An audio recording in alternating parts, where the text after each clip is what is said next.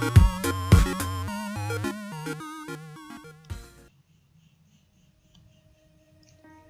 cerita fantasi kelas 7 bagian 1 oleh Herni Nilawati SPD MPDI MTSN 1 Banyuwangi. Assalamualaikum warahmatullahi wabarakatuh. Bagaimana kabarnya anak-anakku yang soleh dan soleha?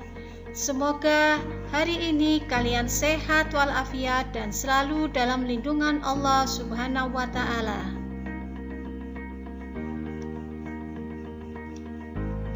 Kali ini kita belajar tentang teks cerita fantasi bagian 1. Adapun kompetensi dasarnya 3.3 yaitu mengidentifikasi unsur-unsur teks narasi atau cerita imajinasi yang dibaca dan didengar. Tujuan pembelajaran: siswa dapat 1. Memahami pengertian cerita fantasi.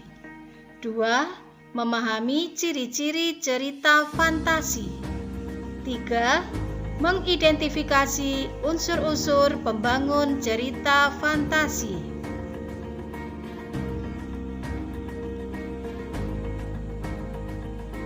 Satu, pengertian cerita fantasi. Cerita fantasi adalah sebuah jenis cerita khayalan, imajinasi, karangan, dan angan-angan dari penulisnya. Cerita fantasi adalah salah satu jenis teks narasi yang isinya fiksi atau khayalan semata, tidak benar-benar terjadi.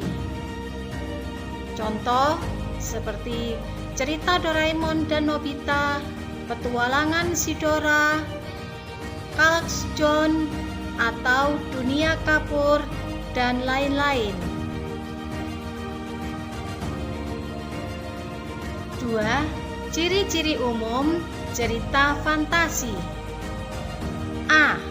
Terdapat unsur keajaiban atau keanehan atau kemisteriusan. B. Ide cerita sangat terbuka terhadap daya khayal penulis. C. Menggunakan berbagai latar, ruang, dan waktu. D. Tokoh memiliki kesaktian atau hal-hal ajaib. E.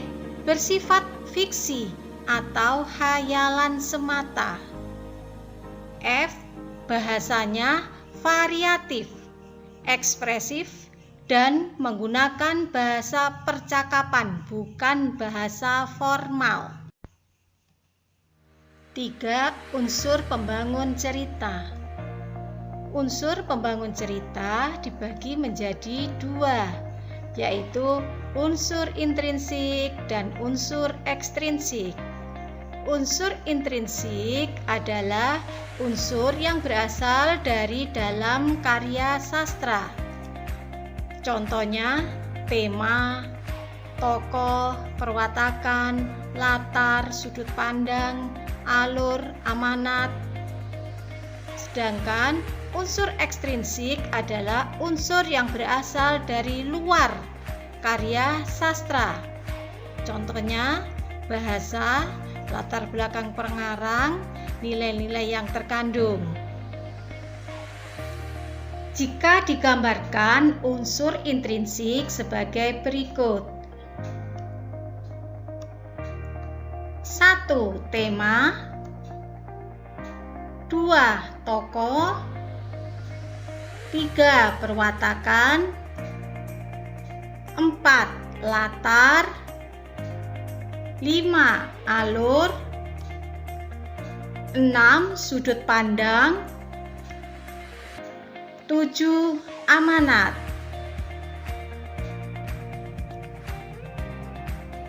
Berikut adalah penjabaran dari unsur intrinsik cerita fantasi. A. tema, yaitu gagasan yang menjadi dasar sebuah cerita. B. Tokoh, yaitu para pelaku cerita. C. Perwatakan atau penokohan adalah karakter yang dimiliki oleh pelaku cerita.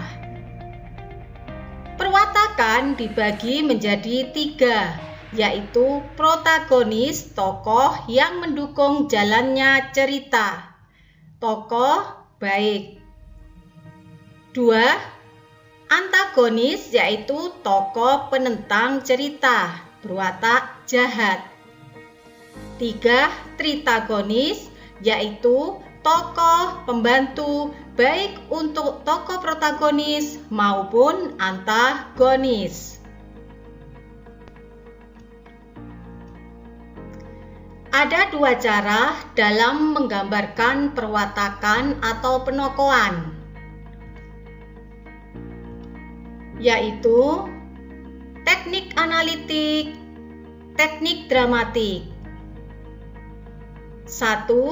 Secara teknik analitik, yaitu teknik yang menggambarkan tokoh secara langsung, tidak berbelit-belit. 2. Secara teknik dramatik, yaitu teknik yang menggambarkan tokoh secara tidak langsung.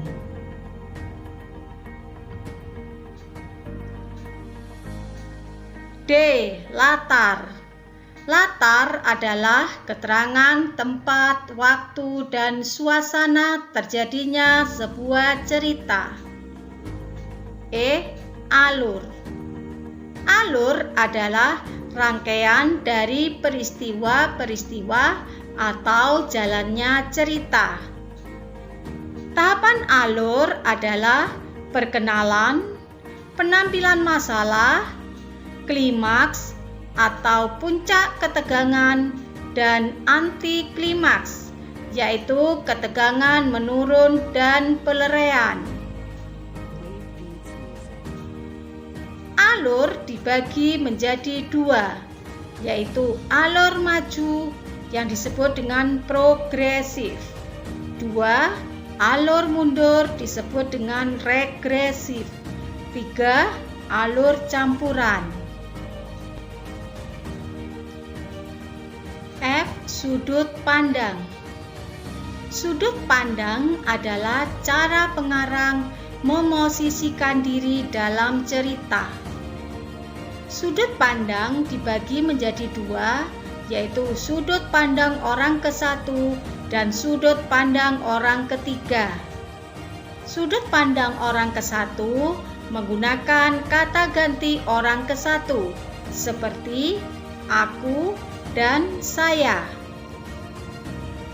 Sudut pandang orang ketiga menggunakan kata ganti orang ketiga seperti dia, ia, mereka, dan nama tokoh.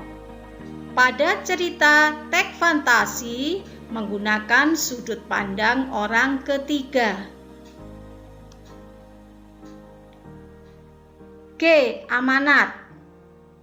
Amanat adalah pesan kehidupan yang disampaikan pengarang kepada pembaca.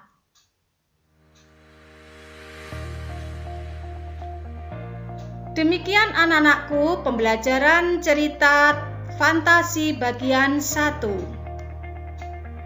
Untuk struktur dan aspek-aspek kebahasaan, silakan simak video pembelajaran cerita fantasi bagian 2. Selamat belajar dan terima kasih. Wassalamualaikum warahmatullahi wabarakatuh.